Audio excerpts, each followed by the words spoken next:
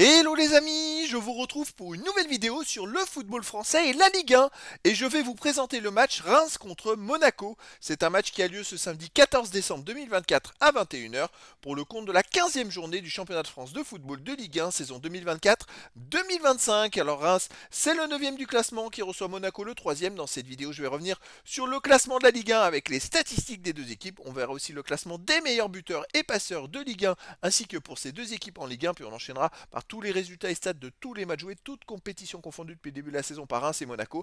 Et on terminera par les compositions d'équipes et tactiques éventuelles, ce qui nous permettra d'avoir une idée et une tendance à cette rencontre. Alors pour ceux qui souhaitent voir ce match à la télé, sachez que vous pouvez le voir sur DAZN. Et donc, au classement, Reims est 9e avec 19 points en 14 matchs, 5 victoires, 4 nuls, 5 défaites, 20 buts pour, 18 contre, plus 2 de différence de but. Bon, ils sont un peu au milieu du classement, 6 points d'avance sur les premiers relégables, à peu près le même nombre de points sur les premiers qualifiés pour la Coupe d'Europe. Voilà, il va falloir qu'ils enchaînent des victoires s'ils veulent espérer mieux au classement. Monaco, de son côté, est 3e de Ligue 1 avec 29 points en 14 matchs, 9 victoires, 2 nuls, 3 défaites, 24 buts marqués, 12 encaissés, plus 12 de différence de but. Monaco s'est fait dépasser par Marseille il y a très peu, et ils sont à 5 points du premier, le PSG. C'est plutôt serré quand même en tête du classement. Au niveau des meilleurs marqueurs, pour Reims, on a Nakamura 6 buts, Diakité 4 buts, Munetsi et Ito 3 buts, Okumu 1 but. Pour Monaco, Ben Seguir 4 buts, Balogun 3 buts, Zakaria, Kamara et Golovin 2 buts. Pour les meilleurs passeurs, pour Reims, on a Ito avec 4 passes décisives, Akieme, Buta, Diakité et Fofana 1 passe. Et pour Monaco, Akliouche et Ben Seguir 3 passes, Kamara, Mbolo et Lenikena avec 2 passes décisives. Les résultats depuis le début de la saison. Reims, c'est 21 matchs joués, 9 victoires, 5 nuls, 7 défaites, 31 buts marqués, 25 encaissés, plus 6 de différence de but. Alors par contre, ça va un peu moins bien. Sur les 7 derniers matchs, ils n'ont fait qu'une seule victoire, 2 nuls et 4 défaites. Donc c'est-à-dire qu'ils ont pris que 7 points sur 5 points sur 21. C'est pour ça qu'ils étaient mieux classés. Je crois qu'ils étaient autour de la 5e place et ça les a fait un peu dégringoler au classement. Monaco de son côté, 26 matchs joués cette saison. En même temps, il joue la Ligue des Champions, 14 victoires, 5 nuls, 7 défaites, 46 buts marqués, 29 encaissés, plus 17 de différence de but. Alors, je pense qu'il y a de la fatigue, hein, parce qu'ils viennent d'enchaîner 2 défaites en C1 et aussi une défaite en championnat à Marseille. C'est pour ça d'ailleurs qu'ils ont perdu la 2e place. Ça fait beaucoup de matchs. Ils ont des blessés, ils ont voilà, un effectif qui est un peu limite maintenant. Et c'est vrai que sur les 4 derniers matchs, c'est 3 défaites et une seule victoire.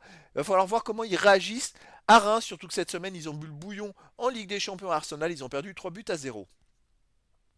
Au niveau des matchs à domicile, Reims était plutôt pas mal, mais enfin pas mal.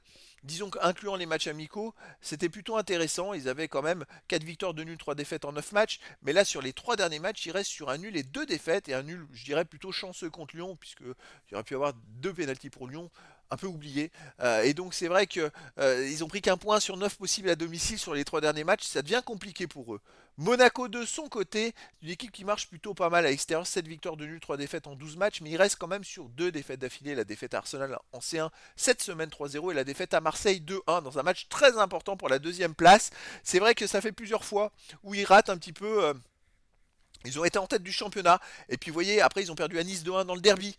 Les matchs importants, vous voyez, à enjeu. Et cette défaite fait que le PSG est repassé devant. Et après, ils se sont retrouvés distancés. Et quand il y a eu fallu lutter pour la 2e place, ils ont perdu à Marseille. Donc voilà, il ne manque pas grand-chose pour Monaco pour franchir un cap. Et on va voir ce que ça donne à Reims. Personnellement, je verrais bien une victoire de Monaco à Reims. Malgré la fatigue, je verrais bien un 2-1 pour Monaco à Reims. Après, dans le foot, tout est possible.